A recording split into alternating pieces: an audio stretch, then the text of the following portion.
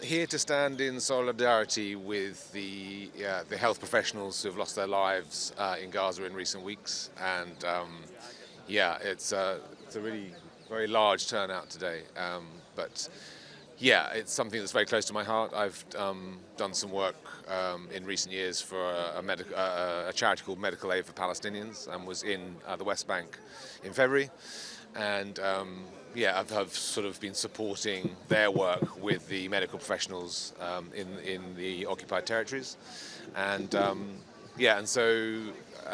see what's been happening to the sort of medical infrastructure and to medical professionals in recent weeks in Gaza as a result, Good afternoon, everyone. As a result of the conflict. Thank you so felt much important for to come coming today. out. Yeah.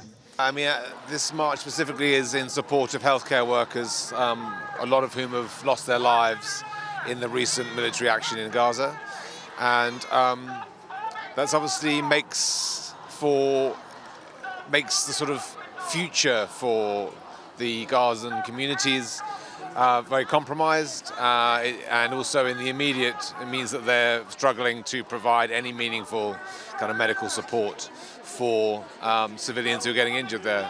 So yeah, it's very troubling what's happening. I mean, I think all these things are, a personal decision. I think it is.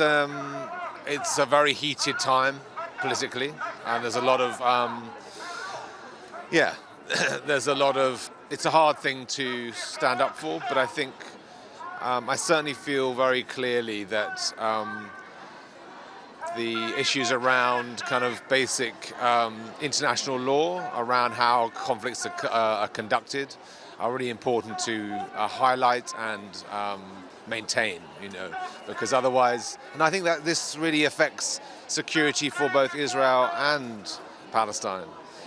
Ultimately at some point this conflict will have to be resolved, and we're looking for a long-term solution to this issue.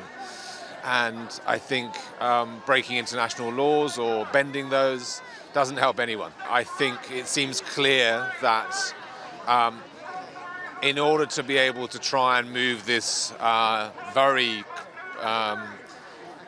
protracted political conflict on and to find a solution, the first thing that has to happen is the conflict needs to stop, so that relief can be brought to civilians, that they can get food and water, medical aid. All those things need to happen in the short term, and then peace ultimately is the first step towards finding a solution, a political solution. Fighting is not going to fix this. The solution will have to be political. It's such an overwhelming. I want to say I'm so sorry, and we stand in solidarity with them, and we see their suffering.